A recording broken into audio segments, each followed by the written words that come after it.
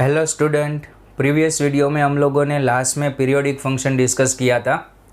आज का हमारा टॉपिक है mapping of function. Mapping of function. इस टॉपिक के सारे बेसिक कंसेप्ट आप लोग एनसीईआरटी में स्टडी कर चुके हो, लेकिन फिर भी एक बार रिवाइज करवा देता हूँ। First, function.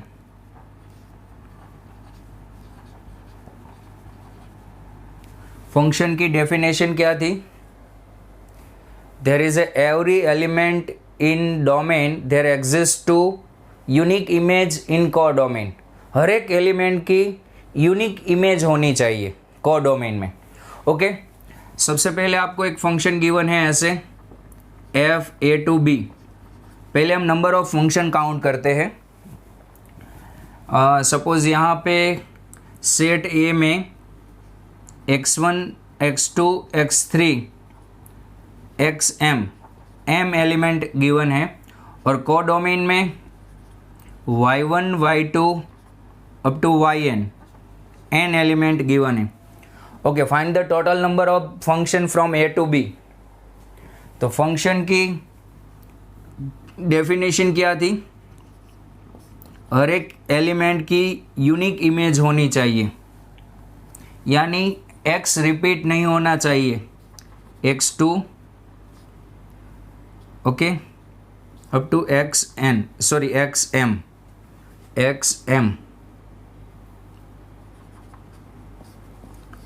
ओके। इसकी पॉसिबिलिटी बोलो।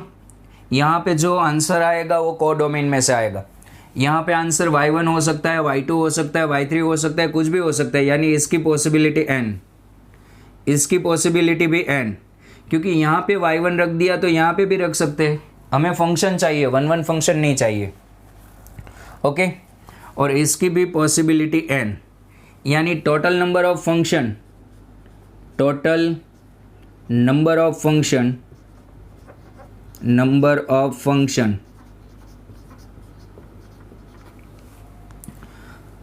Equals to n into n up to m times, यानी n रेस टू m। यानी आप लोग ऐसे भी लिख सकते हो codomain raise to domain, codomain raise to domain, यानी उसके नंबर ऑफ एलिमेंट लिखने हैं। Number of element in codomain raise to number of element in domain. Okay, total number of function आप लोग ऐसे निकालोगे। ओके, एक और बात, total number of constant function.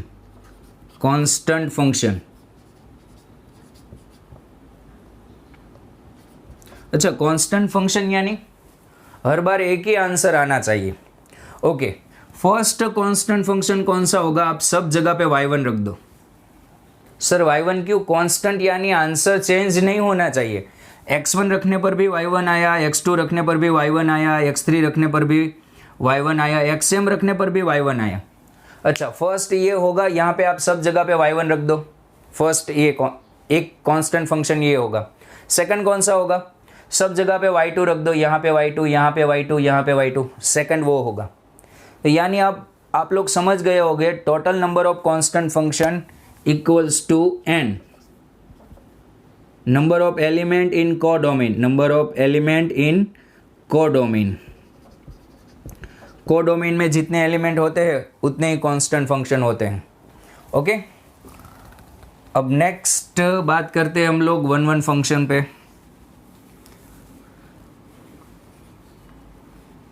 One function, इसको हम लोग इंजेक्टिव भी बोलते थे, पता है? इंजेक्टिव। ओके, एनसीईआरटी में हम लोग ये थियोरेटिकली ऐसे प्रूव करते थे, fx1 equals to fx2 assume करते थे और x1 equals to x2 prove कर देते थे। थियोरेटिकली ऐसे प्रूव करते थे वन है या नहीं। और एनसीईआरटी में मैंने आप लोगों को बोला था पहले मैन्युअली चेक कर लो, 1 यानी आंसर रिपीट नहीं होना चाहिए। क्वेश्चन में जो फंक्शन गिवन है उसमें आंसर रिपीट हो गया तो फंक्शन 1 नहीं होगा। ओके, ये मेथड हम लोग बाद में देखेंगे, पहले हम टोटल नंबर ऑफ 1 फंक्शन देख लेते हैं।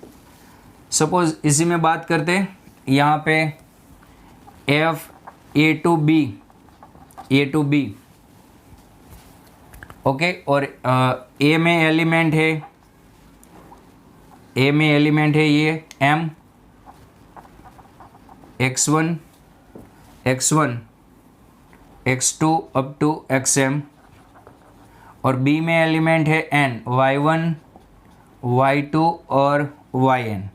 ओके, अब total number of 1 function count करने से पहले एक एग्जांपल देखो। सपोज ऐसा कोई फंक्शन है 1 2 3 और यहाँ पे 1 2 है। ओके, ये फंक्शन कभी 1 1 नहीं होगा। 1 2 3 ओके, क्यों 1 1 नहीं होगा सर? ओके, यहाँ पे आप लोग कोई एलिमेंट रखो, 2 रख दिया आप लोगों ने, यहाँ पे आप एलिमेंट रखो 1 रख दिया। अब यहाँ पे क्या रखोगे? यहाँ पे आप लोग को एलिमेंट रखना है तो कोडोमेन में से ही रख सकते हो। ओके सर, या तो 1 लिखेंगे या फिर यहाँ पे 2 आएगा। ओके, अब दोनों में से कोई भी लिखो। देखो 1 लिखो तो यहाँ पे आंसर रिपीट हो गया और 2 लिखने पर यहाँ से आंसर रिपीट हो गया, यानी ये फंक्शन कभी भी 1 1 नहीं होगा। ओके, कब 1 1 नहीं होते फंक्शन? जब डोमेन में एलिमेंट ज़्यादा हो। किससे? कोडोमेन से। Okay, domain is greater than codomain, then number of 1 1 function equals to 0। इसमें कभी भी 1 1 फंक्शन आप लोगों को नहीं मिलेंगे, 0 1 1 फंक्शन मिलेंगे। ओके, जब डोमेन में एलिमेंट ज़्यादा हो तब, ये नोट कर लेना। Okay,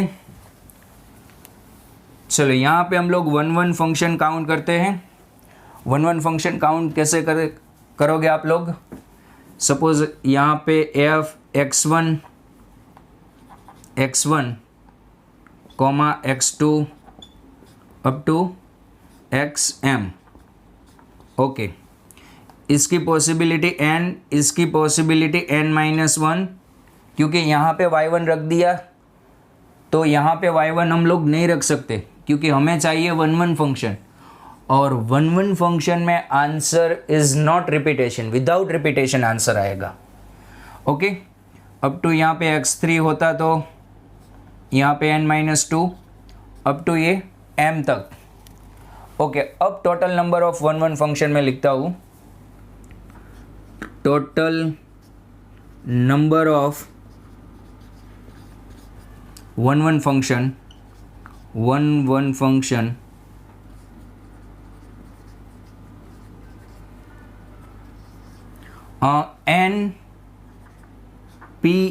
npm when n greater than m। Okay, मैंने क्या बोला था? कोडोमेन में एलिमेंट ज़्यादा होने चाहिए। अगर डोमेन में एलिमेंट ज़्यादा है, यहाँ पे सोचो डोमेन यानी m, तो 1 1 फंक्शन कितने आएंगे? 0, और दोनों में सेम एलिमेंट है, यानी यही फॉर्मूला यूज़ होगा npn, यानी यहाँ पे n फैक्टोरियल आ जाएगी। ये दोनों सेम ही है। और अभी आप लोगों को एग्जाम्पल थ्रू मैंने एक्सप्लेन किया, डोमेन में एलिमेंट ग्रेटर होने के, डोमेन में अगर एलिमेंट ग्रेटर हो कोडोमेन से, यानी आपको 1 1 फंक्शन एक भी नहीं मिलेगा। Okay, total number of 1 1 function. Okay, ये 1 1 फंक्शन आ गया। अब यहाँ पे मैं मैनी 1 फंक्शन भी डिस्कस कर लेता हूँ। और मैनी 1 फंक्शन आप लोग कैसे निकालोगे, तो उसके लिए आप एक फॉर्मूला नोट कर लो, नंबर ऑफ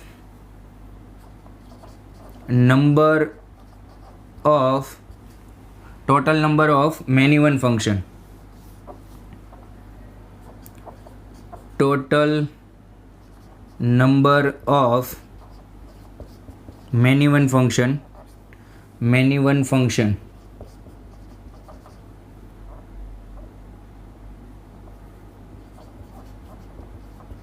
ओके, तो उसका formula total function minus one function 1 plus many one total function होता है। टोटल फंक्शन कितने हैं? n⁻m। ओके ओके, अब हम 1 फंक्शन प्रूव कैसे करते थे? फर्स्ट हमारा थियोरेटिकल मेथड क्या था? ये वाला fx1 equals to fx2 consider करते थे और x1 equals to x2 prove करते थे। ओके, सेकेंड मेथड क्या था? ग्राफिकली। अगर कोई भी ओरिजेंटल लाइन गिवन फंक्शन को मोर देन 1 पॉइंट में इंटरसेक्ट करती है देन वो फंक्शन 1 नहीं होगा। सोचो आपको एक फंक्शन गिवन है ऐसे, तो यहाँ पे ओरिजेंटल लाइन ड्रॉ कर दो, यहाँ पे मोर देन 1 पॉइंट में इंटरसेक्ट होगी, यानी ये फंक्शन कैसा होगा? Many one. ओके, सपोज कोई और एक एग्जांपल, ग्रेटेस्ट इंटीजर देख लो, greatest integer. Okay, horizontal line draw करो, यहाँ पे ड्रॉ नहीं करनी है, आपको मैनी वन के लिए ड्रॉ करनी है। यहाँ पे ड्रॉ करो, देखो कितने पॉइंट में इंटरसेक्ट हुआ? इनफाइनेट, यानी ये भी फंक्शन कैसा होगा? Many one. ये फंक्शन भी मैनी वन होगा, मैनी वन। ओके, और थर्ड ग्राफ, यहाँ पे कहीं पे भी आप लोग हॉरिजॉन्टल स्ट्रेट लाइन ड्रॉ कर दो, मैक्सिमम एक पॉइंट में ही इंटरसेक्ट करेगी, यानी ये फंक्शन होगा 1 ओके, ये थियोरेटिकली, ये ग्राफिकली। और थर्ड, यूजिंग कैलकुलस। अच्छा, ये मैंने प्रीवियस लेक्चर में डिस्कस किया था कि सपोज f' ग्रेटर और इक्वल्स टू 0 है, यानी फंक्शन क्या होगा? इंक्रीजिंग होगा। और f' लेस और इक्वल्स टू 0 है, यानी आपका फंक्शन डिक्रीजिंग होगा। इन दोनों केस में फंक्शन 1 होता है। सर क्यों? सपोज ये कोई फंक्शन है, आपको ऐसा कोई फंक्शन गिवन है, कंटिन्यूसली इंक्रीज हो रहा है, देखो left to right continuously increase हो रहा है, दिखा आप लोगों को? इंक्रीज हो रहा है यानी उसकी हाइट बढ़ रही है, और हाइट रिपीट नहीं होगी। हाइट रिपीट नहीं होगी यानी वाई रिपीट नहीं होगा। वाई नहीं रिपीट होगा यानी ये फंक्शन कैसा हो जाएगा? 1 ये फंक्शन 1 हो जाएगा। या फिर कोई फंक्शन ऐसे डिक्रीज कर रहा है, ऐसे डिक्रीज कर रहा है, यानी डिक्रीज करने पर हाइट डिक्रीज होगी। हाइट डिक्रीज होगी यानी वाई कंटिन्यूसली डिक्रीज होगा। वाई डिक्रीज होगा यानी वाई रिपीट नहीं होगा। ओके, इन दोनों केस में वाई रिपीट नहीं होगा, इन दोनों केस में वाई रिपीट नहीं होगा। और वाई रिपीट नहीं होगा तो उस टाइप के फंक्शन को हम लोग बोल सकते हैं 1 फंक्शन। ओके, आई एडवाइज कि आप लोग ये मेथड यूज़ करो। अगर आपको फंक्शन 1 गिवन है देन वो या तो इंक्रीजिंग होगा या फिर डिक्रीजिंग होगा।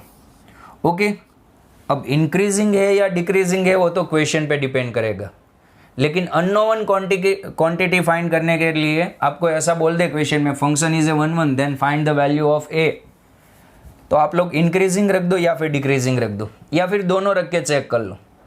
ओके, और इसके बाद है many one function.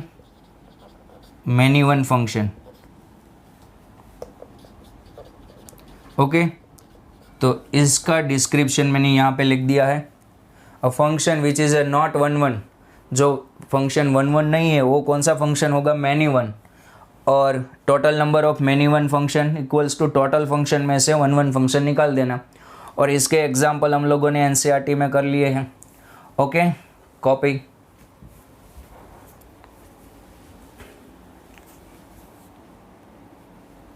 Okay student, onto function पे बात करते हैं, onto and into function पे। ओके उसको एक्सप्लेन करने के लिए ये आपको फंक्शन गिवन है। ओके ये आपका डोमेन है,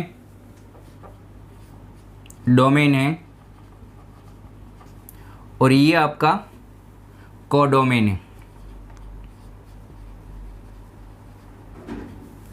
ओके इसका जो बेसिक कंसेप्ट है वो मैंने एनसीईआरटी में एक्सप्लेन कर दिया, लेकिन फिर भी एक बार आप लोग देख लो। Function is a one types of machine. Okay suppose कुछ इस टाइप की मशीन है आपका फंक्शन। ओके ये पूरा यहां से ये आपका फंक्शन है एफ। ओके अब यहां से आप लोग क्या एंटर करोगे, एक्स यानी क्या एंटर करोगे, ए यानी डोमेन। ओके और ये आपका क्या है, ये डब्बा है जो आपका क्या है, कोडोमेन। ये आपका कोडोमेन है। ओके सपोज आप डोमेन एंटर करोगे, ये आपका बी है, और यहां से आपको आउटपुट इतना मिला। ये आउटपुट आ रहा है उसे आप लोग क्या बोल सकते हो, जो आउटपुट आ रहा है उसे आप लोग क्या बोल सकते हो, रेंज। फंक्शन में एक्स की वैल्यू रखने पर जो आंसर आता है उसे रेंज बोलते हैं। ओके यानी ये आउटपुट आपकी रेंज है। और यहाँ पे सोचो पूरा डब्बा नहीं भरा, इतना ही आधा ही भरता है, या फिर इतना यहाँ पे नहीं। रेंज और कोडोमेन सेम नहीं होते। यानी यहाँ पे सोचो ये इम्प्टी होगा, इतना इम्प्टी होगा तो यहाँ पे ऐसे में इनटू कर दूंगा, क्रॉस कर दूंगा, और क्रॉस को क्या बोलते हो आप लोग, इनटू। यानी आप लोग ये कह सकते हो when range is not equals to codomain, F कौन सा फंक्शन होगा, इनटू फंक्शन होगा। इनटू कब लगता है, जब पूरा डब्बा नहीं भरे। आया समझ में। और फर्स्ट ये, second if range is equals to codomain then F is a onto, और उसको आप लोग क्या बोलते थे, सर्जेक्टिव। और 1 और ऑन टू का कंबाइंड नेम क्या था, बाइजेक्टिव। वो दो ब्रदर थे, 1 एंड ऑन टू। 1 को बुलाते थे तो ऐसे बुलाते थे उसके पापा, बेटा इंजेक्टिव इधर आओ, और ऑन टू को ऐसे बुलाते थे, बेटा सर्जेक्टिव इधर आओ। अब दोनों को एक साथ में बुलाना हो तो क्या कहेंगे, बेटा बाइजेक्टिव इधर आओ। Okay 1 plus onto bijective होता है। ओके यहाँ पे total number of onto function. Okay यहाँ पे बात हो रही है ऑन टू फंक्शन काउंट करते हैं, लेकिन उससे पहले आप लोग एक एग्जांपल देखो। सपोज यहाँ पे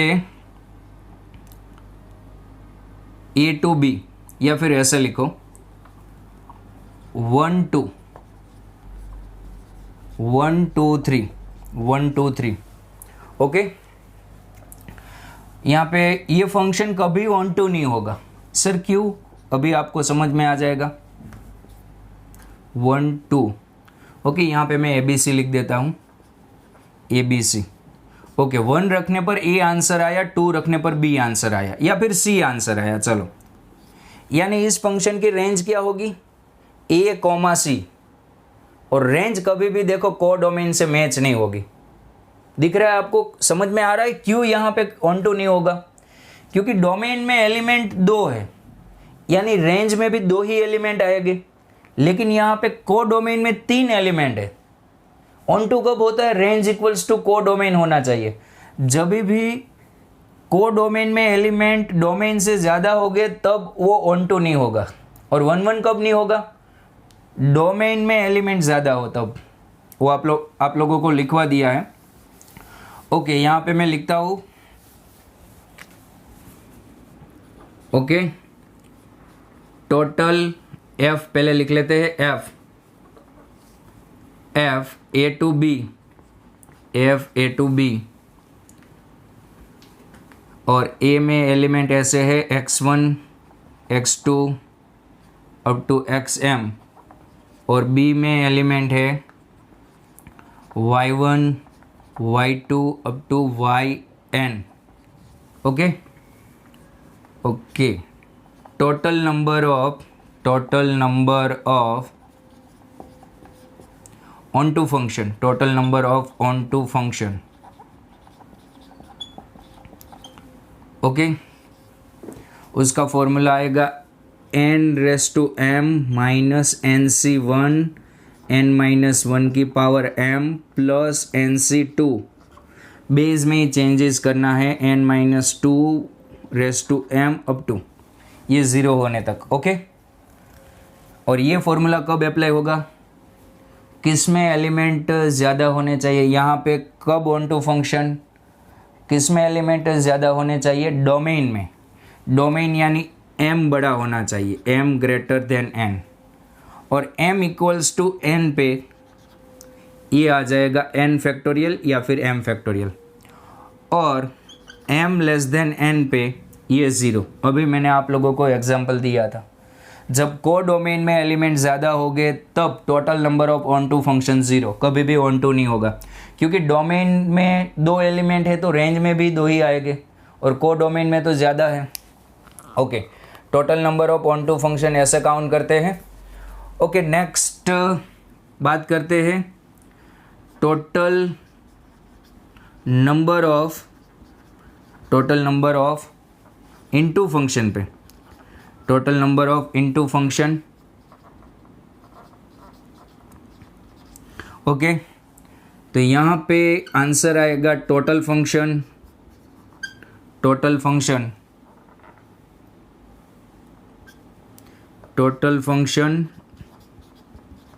minus number of onto function.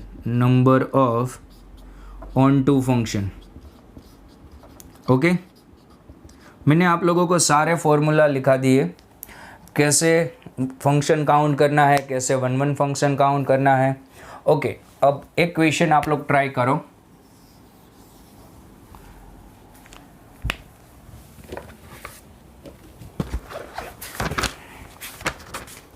Okay, question है x में एलिमेंट दिए हैं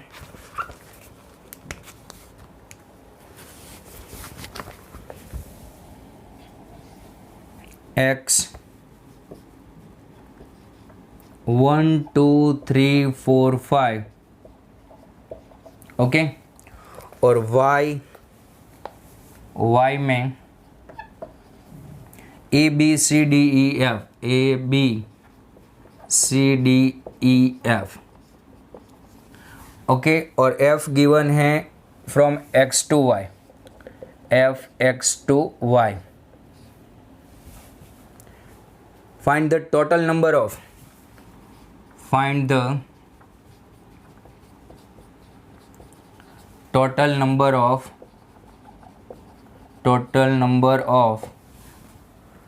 अच्छा, फर्स्ट क्वेश्चन है टोटल नंबर ऑफ फंक्शन निकालना है आप लोगों को। Find the total number of function, formula पता है आप सब लोगों को, codomain raise to domain.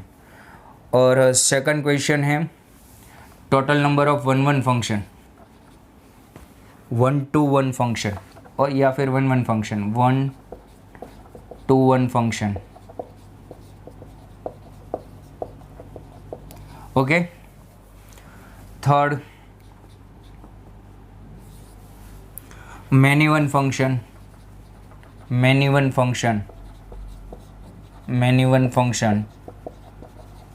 Okay, fourth constant function, total number of constant function.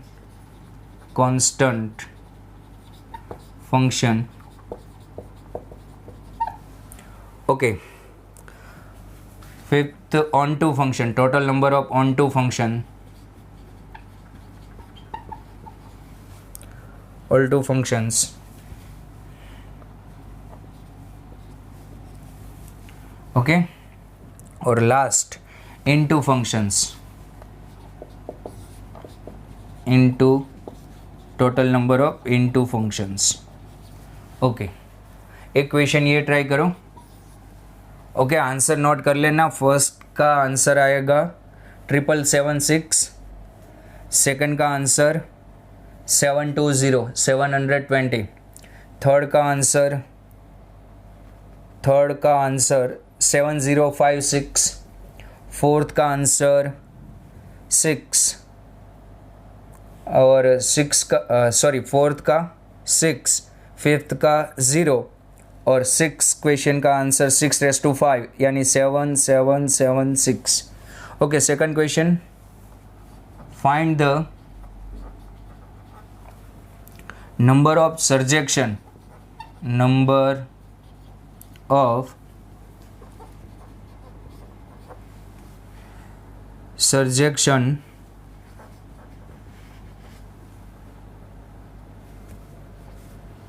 from A to B where A is equals to 1 2 3 4 1 2 3 4 और B is equals to okay, यानी total number of onto function निकालना है A to B में, और second का answer आएगा 14। Copy. Okay student, कुछ question करते हैं 1 और ऑन टू के रिलेटेड। क्वेश्चन में गिवन है fx is equals to x cube plus 3x square plus 3x square plus 4x plus b sin x plus c cos x, b sin x 4x plus b sin x plus c cos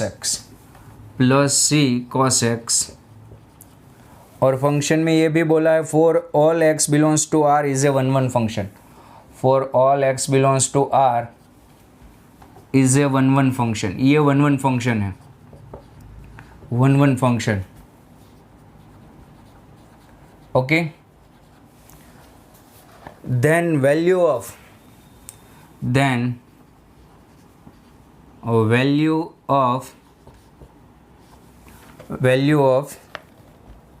b square plus c square is less or equals to, या फिर ऐसा भी पूछ सकते हैं find the maximum value of b square plus c square। Okay, function 1 है यानी या तो इंक्रीजिंग होगा या तो डिक्रीजिंग। ओके, चलो फर्स्ट इसको डिफरेंशिएट कर दो आप लोग। f dash x 3x² plus 6x plus 4 ये b cos x और minus c sin x। Okay, अब लीडिंग कोफिशिएंट पॉजिटिव है यानी ये आंसर कभी नेगेटिव नहीं हो सकता। क्वाड्रेटिक या तो फंक्शन कैसा है 1 फंक्शन 1 होने पर डिफरेंशिएशन एफ डैश एक्स या तो ग्रेटर और इक्वल्स टू 0 होता है या तो लेस और इक्वल्स टू 0, लेकिन यहाँ पे लीडिंग कोफिशिएंट पॉजिटिव है इसलिए ऑलवेज पॉजिटिव होगा।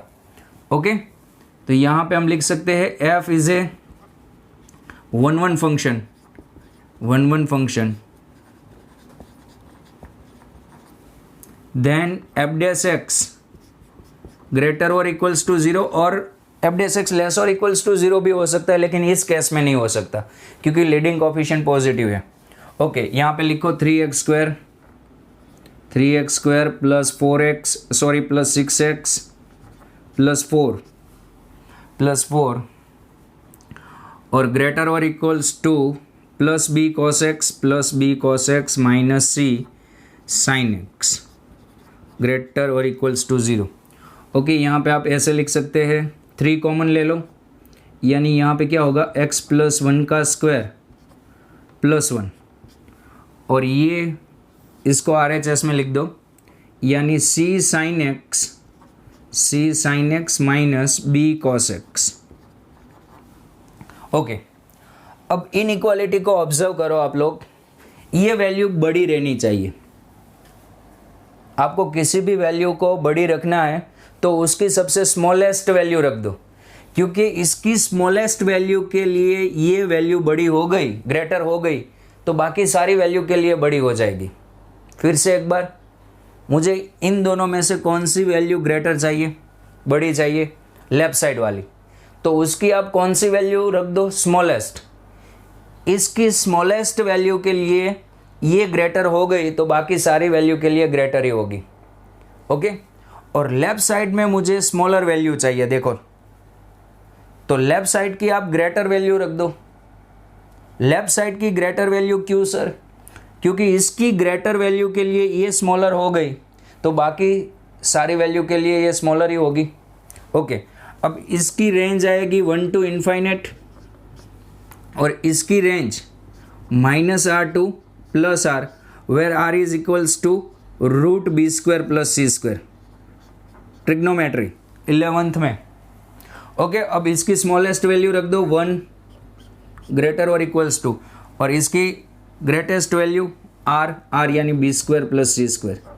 ओके, यानी b² + c² क्या होगा, b² + c² लेस और इक्वल्स टू 1। ओके, एक और बात नोट कर लो आप लोग, इवन फंक्शन 1 1 नहीं होता, क्योंकि even function is A symmetrical about y axis. Okay, even function is A symmetrical about y axis. Okay, even function is A symmetrical about y axis. और आप लोग हॉरिजॉन्टल लाइन ड्रॉ करोगे तो यहाँ पे मोर देन 1 पॉइंट में intersect करेगी। Okay, यानी इवन फंक्शन 1 1 भी नहीं होगा और मे बी ऑन टू भी नहीं होगा, नोट कर लेना। ओके, कुछ और क्वेश्चन ट्राई करते हैं।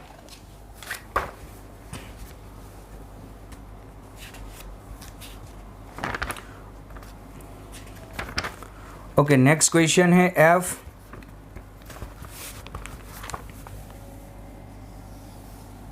फोर्थ क्वेश्चन, f(r2a)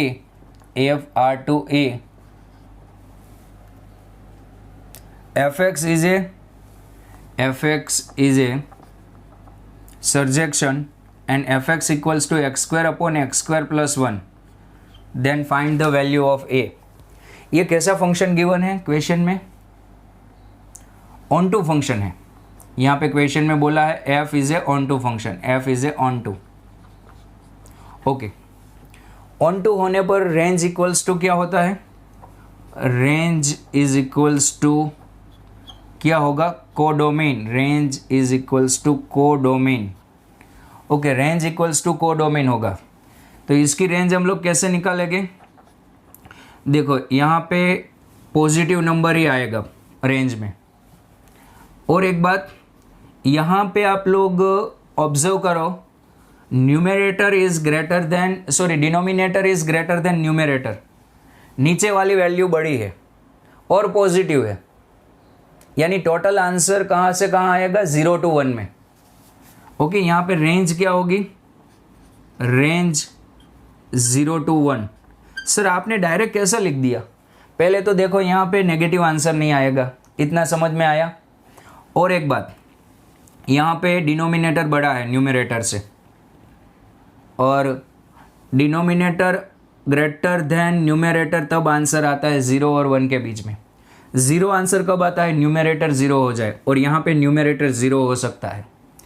और 1 आंसर कब आता है, न्यूमरेटर इक्वल्स टू डिनोमिनेटर हो जाए, न्यूमरेटर इक्वल्स टू डिनोमिनेटर हो जाए तब 1 आएगा। लेकिन ये दोनों कभी इक्वल हो गए ही नहीं, क्योंकि ये एक कदम हमेशा आगे रहेगा। ओके, चलो एक इसी टाइप का, यानी आपका ए क्या आएगा, 0 to 1, ये आएगा 0 to 1। ओके, फिफ्थ क्वेश्चन पे बात करते हैं, इसी टाइप का है question 5, f(r2a) okay, fx is equals to e raised to x minus e raised to minus modulus x। Okay, e raised to x plus e raised to mod x। Okay, यहाँ पे भी fx is a surjection, then find the value of a। Okay, यहाँ पे भी surjective function है, F is a onto function, F is a onto function. Okay, यहाँ पे भी ऑन टू फंक्शन है। ओके, तो यहाँ पे भी रेंज इक्वल्स टू क्या होगा, range is equals to codomain, दोनों सेम ही हो गए, range equals to codomain. Okay, अब हम लोग बात करते हैं इसकी रेंज पे। ओके, रेंज निकालने के लिए क्वेश्चन में मॉड्यूलस एक्स गिवन है, यानी सबसे पहले तो मैं दो पॉसिबिलिटी यहाँ पे क्रिएट करूँगा। ओके, फर्स्ट पॉसिबिलिटी में क्वेश्चन चेक कर लेता हूँ, ई रेस टू एक्स। ओके, सही है। First possibility x less than zero, x negative number है, यानी मॉड्यूलस एक्स इक्वल्स टू क्या हो जाएगा, माइनस एक्स। ओके, यहाँ पे माइनस एक्स रखोगे यानी एफ एक्स क्या आ जाएगा, ज़ीरो आ जाएगा। देख लो आप लोग, E raise to X minus E raise to X हो जाएगा। Second possibility X greater than zero, X positive है या फिर एक्स ज़ीरो है। Okay, X is equals to zero रखने पर भी ज़ीरो ही आएगा। Okay, X equals to zero रख दो, ये दोनों वैल्यू 1 1 हो जाएगी, यानी ये यहाँ पे काउंट कर लेते हैं या फिर यहाँ पे ही रहने दो। और मोड एक्स इक्वल्स टू क्या होगा, X, mod X equals to X. Okay, F X is equals to E raise to X minus E raise to minus X, E raise to X plus E raise to X. Okay, अब इसको ऐसे लिखो, E raise to X minus 1 upon E raise to X two E raise to X. LCM ले लो, F X is equals to E raise to 2x minus 1 upon 2 E raise to 2x। LCM यहाँ पे आएगा। अब separate divide कर दो, यानी आपका एफ एक्स क्या होगा, half minus 1 by 2 E raise to 2x। Okay, अब ये पूरा पॉजिटिव है, दिख रहा है आपको, ये पूरा पॉजिटिव है, यानी इसकी वैल्यू सोचो आप लोग, x tends to infinite, x tends to infinite, then E raise to 2x tends to infinite, यानी ये पूरा ज़ीरो होगा कब, इनफाइनेट पे, यानी इसकी मैक्सिमम वैल्यू हाफ नहीं होगी लेकिन टेंस टू हाफ होगी। ओके, यानी यहाँ पे आंसर कहाँ से कहाँ में आएगा, F X belongs to zero to half में, ज़ीरो टू हाफ में। ओके, यानी यहाँ पे ए कहाँ से कहाँ होगा, ज़ीरो टू हाफ में। Okay, copy.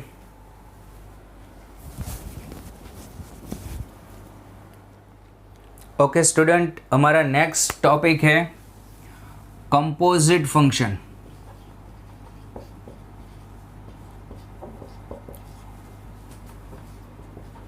ओके, ये भी एनसीईआरटी में हम लोग डिस्कस कर चुके हैं, फिर भी एक बार रिवाइज करवा देता हूँ। F A to B and G C to D.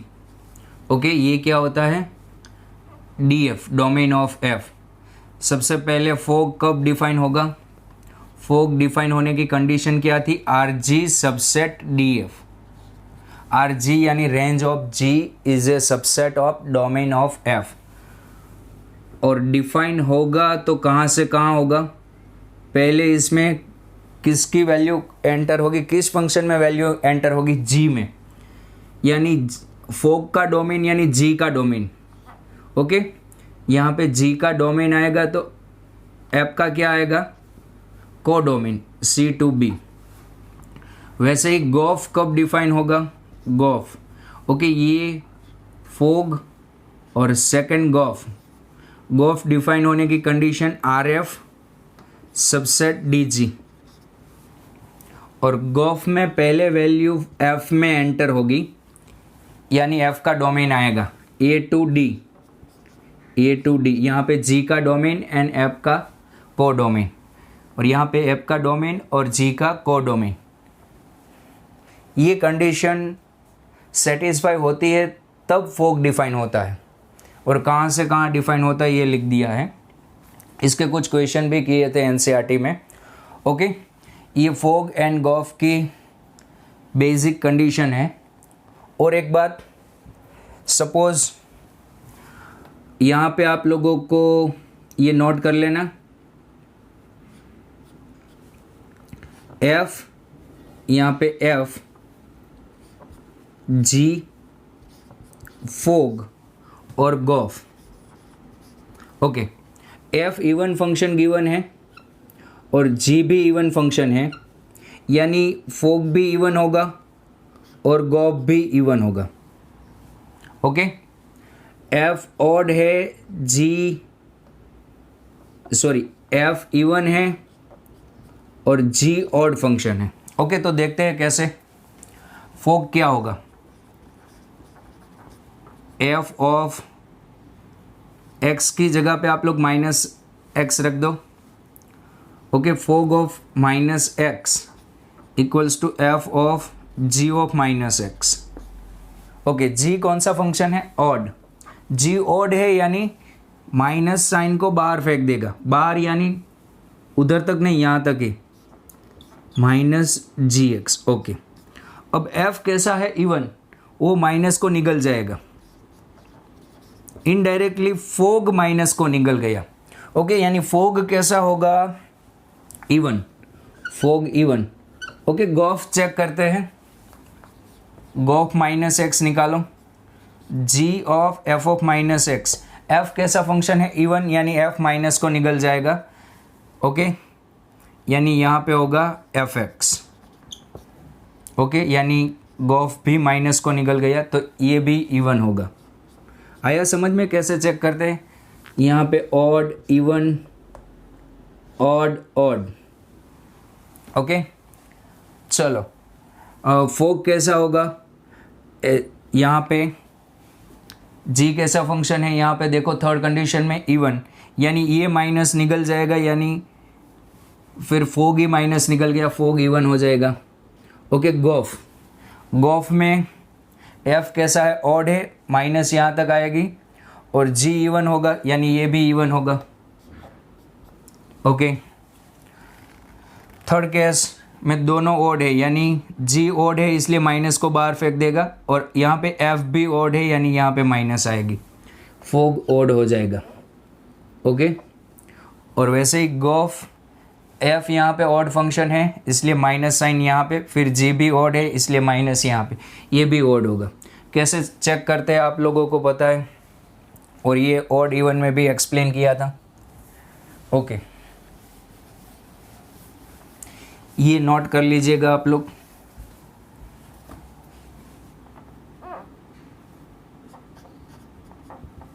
Okay, इसके कुछ क्वेश्चन करते हैं, JEE main related. Basic question हम लोगों ने एनसीईआरटी में कर लिए हैं। ओके, फर्स्ट क्वेश्चन है आपका, F X is equals to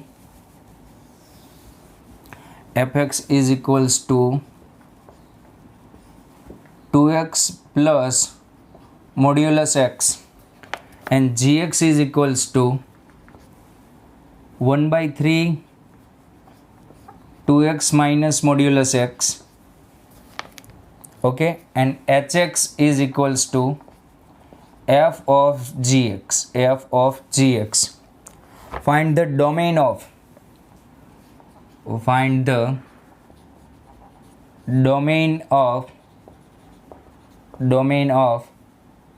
sine inverse h of up to hx. Okay, n times.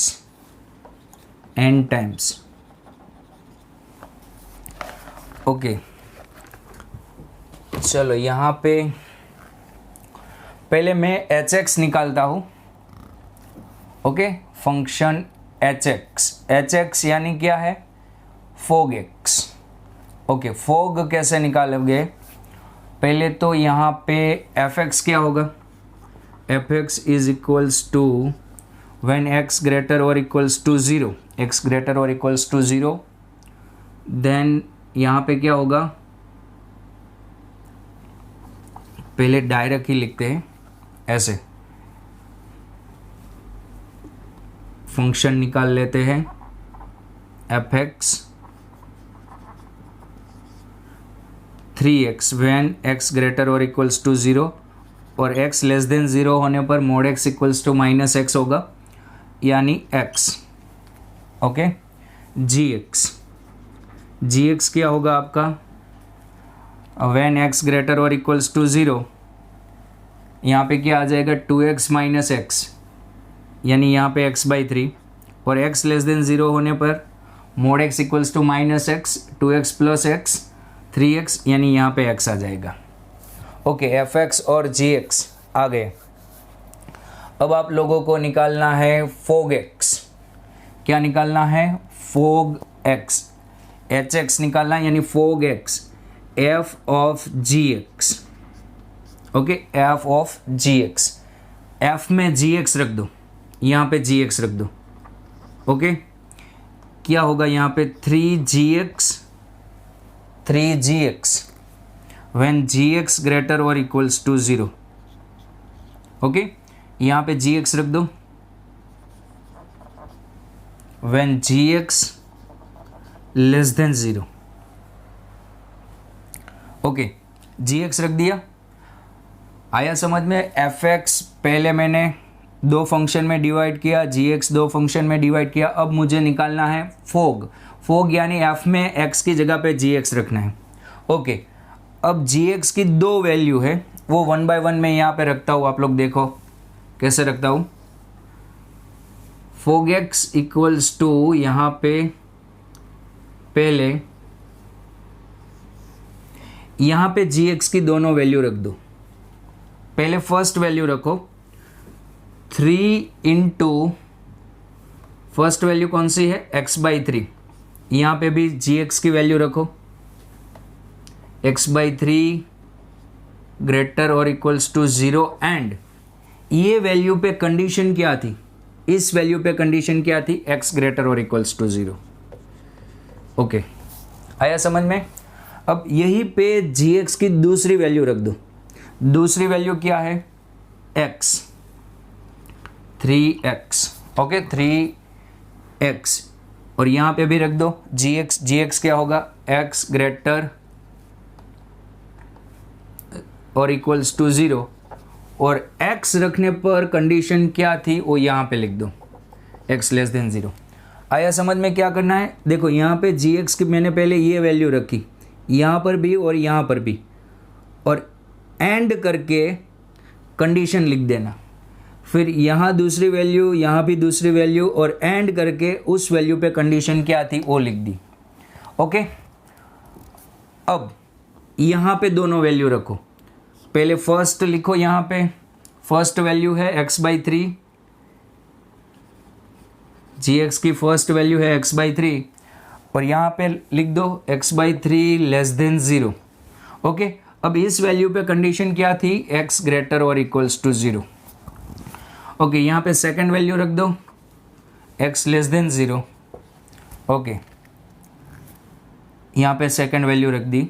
अब सेकंड वैल्यू पे कंडीशन क्या थी, x less than 0। Okay,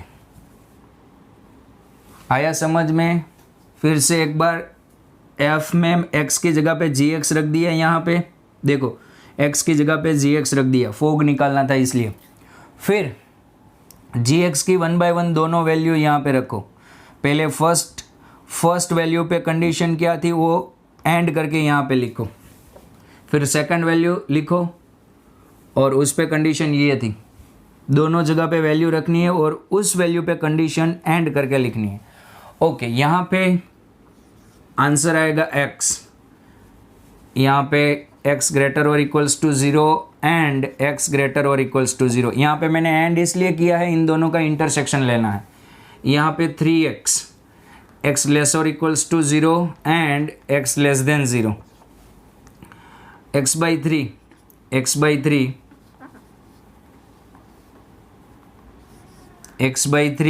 okay, x/3 पे x less than 0 and x greater और equals to 0, x X less than zero, X less than zero.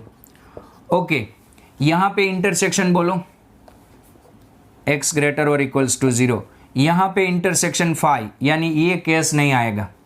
Okay, यहाँ पे भी intersection, इन दोनों का इंटरसेक्शन फाई, यानी ये केस भी नेग्लेक्ट हो जाएगा। और यहाँ पे इंटरसेक्शन इन दोनों का x less than zero. Okay, finally आपका एच एक्स यानी एफ ऑफ जी एक्स क्या आ गया, एक्स आ गया। देखो सारी वैल्यू के लिए दिख रहा है, पॉजिटिव के लिए भी एक्स और नेगेटिव वैल्यू के लिए भी एक्स। या फिर आप ऐसे भी लिख सकते हो एक्स ग्रेटर और equals to zero, X less than zero. ये दोनों केस रिमूव हो जाएंगे क्योंकि यहाँ पे इंटरसेक्शन फाई आया, यानी ये आइडेंटिटी फंक्शन हो गया। और आइडेंटिटी फंक्शन को आप चाहे कितनी बार कंपोजिट फंक्शन कर, ये इसका आंसर आइडेंटिटी फंक्शन ही आता है, यानी एक्स ही आता है। Okay, n times 2n times. अब आपको डोमेन निकालना था, sine inverse h of x, इसका डोमेन निकालना था। ओके, यानी ये तो आपका साइन इनवर्स x हो गया। अब इसका डोमेन क्या आएगा, इसका डोमेन यानी x belongs to -1 to +1। Okay, ऐसे कंपोजिट फंक्शन निकालते हैं। ओके, ये कॉपी कर लो।